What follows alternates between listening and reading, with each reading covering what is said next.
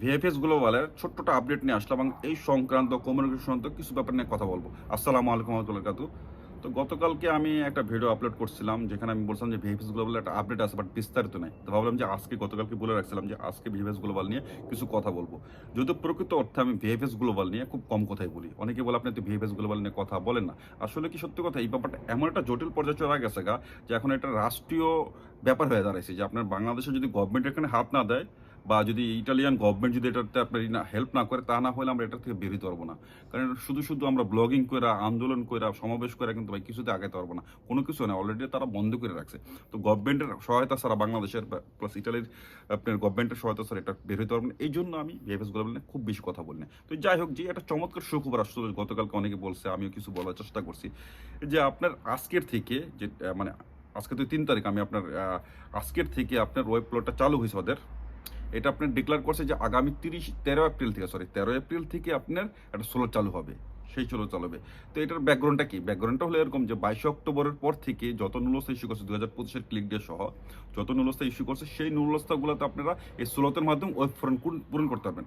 But জিনিসটা খেয়াল রাখবেন, যারা 22 অক্টোবর আগে নুলস্থা পাইছেন তারা ভুল হয়ে কিন্তু এটাতে ওয়েব ফর্ম আপনি পূরণ করতে যাবেন না। তাহলে হিতে বিপরীত হবে। কি জানেন? যে আপনারা ইমেল পাঠায় আসেন 22 অক্টোবর আগে, যেগুলো আপনার 2023-24-এর আপনার নুলস্থার, সেই আপনি ইমেল পাঠায় আসেন, হয়তো বা সেটা একটা প্রসেসিং আছে, মালিকের ডিক্লারেশন লাগতেছে, এটা সেটা চাইতেছে, কিন্তু আপনি যখন ওই ফর্মটা পূরণ করবেন তখন অঙ্কুরে বিনষ্ট আপনি জিনিসটা 11th ওরা এসে যেটা হওয়ার সম্ভাবনা ছিল, আপনার ভিসা হওয়ার সম্ভাবনা ছিল এই নুলস্থগুলোতে, সেটা আর পাবেন না। কারণ এটা ওরা স্ট্রিক্টলি বলে দিচ্ছে।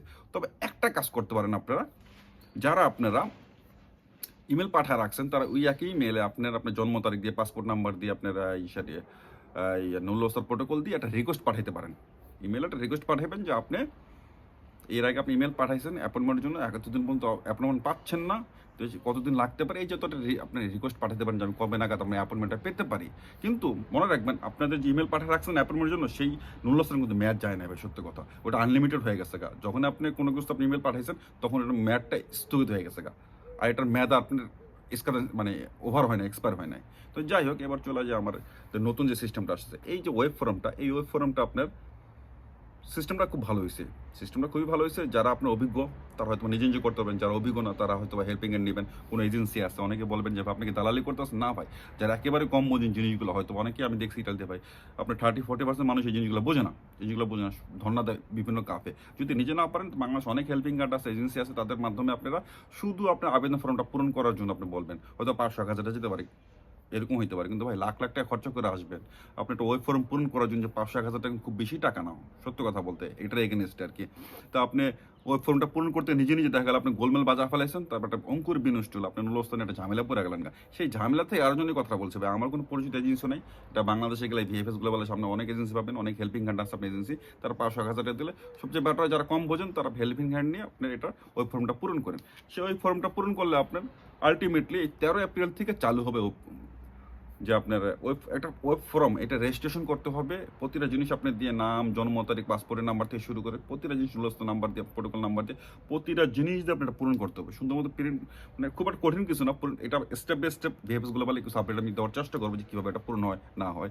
তো এটা আপনার সেন্ড করার পরে আমার মনে হয় না এবছরে 2025-এ, আমার মনে না যে বিগত দিনগুলোর মতন আপনার দীর্ঘদিন অপেক্ষা করতে হবে আপনি নতুন অ্যাপয়েন্টমেন্ট পাওয়ার জন্য এবং নতুন সিস্টেম আসার জন্য। তো আমি গত ভিডিওতে কিন্তু বলছিলাম যে অনেকে বলছে ইমেল আসবে না ভাই, এবছর কিন্তু ইমেল সিস্টেম না অ্যাপয়েন্টমেন্টটা, এবছর ওয়েব ফর্ম সিস্টেম। আপনার রেজিস্ট্রেশন করবেন, রেজিস্ট্রেশন করার পরে সেটা ওরা জানাবে কবে আপনার ইশারা আপনার অ্যাপয়েন্টমেন্ট দিবে।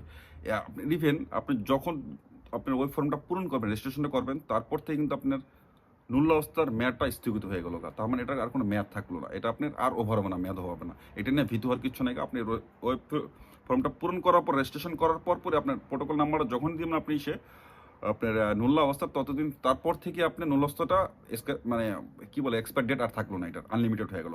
যতদিন পর্যন্ত আপনি ইটালিয়ান অ্যাম্বাসি না ডেকে আপনি ভিসা দিবে, ততদিন পর্যন্ত আপনার নুল্লা অবস্থার মেয়াদ থাকবে। এটা নিয়ে শঙ্কিত আর কিছু নেই। তো ভিএফএস গুলো বলার এবার আমরা আশা করতে যেটা, যে অনেকে তো বলছিলেন নুলস্তা বের হন, গতকালকে এই কথাটা বলছিলাম, লিঙ্কটা মানে লিঙ্কটা এই কথাটা বলছিলাম যে নুলস্তা যদি নাই বের হইতো ভাই, তাহলে ওয়েব ফর্ম রেজিস্ট্রেশন সিস্টেমটা আসতো না, নতুন করে আপনার সোলো চালু হইতো না। তো 13 এপ্রিল থেকে সোলোটা চালু হবে। যারা পারবেন তারা পূরণ করবেন, যারা না পারবেন তারা হেল্পিং হ্যান্ড নিয়ে অবশ্যই পূরণ করার চেষ্টা করবেন। তো যাই হোক, এবার ভিএফএস গুলো পরে চলে যায় আপনার কিছু কিছু মানুষের কমিউনিকেশন আসতেছে, যে কমিউনিকেশন নিয়ে আপনার চিন্তিত আছেন, আলোচনার ব্যাপার নিয়ে চিন্তিত আছেন। ভাই এটা চিন্তিত আর কিছু নেই। প্রতিটা ক্ষেত্রে আপনি ভালো মন্দ কমিউনিকেশন আসতেই পারে। এটা গতবারও বলছি আমি কথাটা, এবারও রেফারেন্স টানতেছি। অনেকে বলেন যে ভাই একই কথা বারবার বলেন কেন ভাই? একই কথা এই জন্যই আমি বারবার বলতে চাই যে আপনারা উদ্বিগ্ন হয়ে আছেন যে কমিউনিকেশন আসলেই ভাবতেছেন যে আপনারা নুলস্থা পাবেন না। না ভাই, এমন কিছু না ভাই। কমিউনিকেশন ভালো আসতে পারে, খারাপ আসতে পারে। কমিউনিকেশন কথা একটা উচ্চারণ করলাম। কমিউনিকেশন এমন হইতে পারে আপনার নুলস্থা ওকে আছে স্টেপ বে। কমিউনিকেশন এইটা হইতে পারে আপনার আলোচ্য বাকি আছে। কমিউনিকেশন এইটা হইতে পারে যে আপনার মালিকের কাগজ বাকি আছে।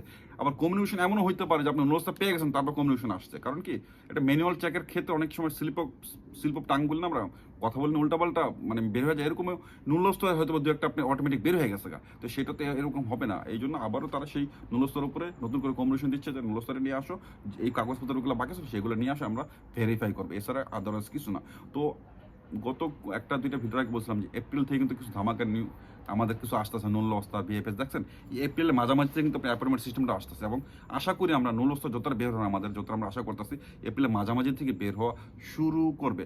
তো আপনাদের সাথে হয়তো আমার দেখা হবে ইনশাল্লাহ, আল্লাহর রহমত, আগামীকাল লাইভে আপনার বাংলাদেশ টাইম রাত 10টা থেকে। সেই সময় আমি এই কমিউনিকেশন নিয়ে, আপনার এই আলোচনার ব্যাপার নিয়ে, আরও কিছু ব্যাপার নিয়ে বলার চেষ্টা করবো। তো আজকে এখান থেকে ভালো থাকবেন। আল্লাহ হাফেজ। চাও চাও।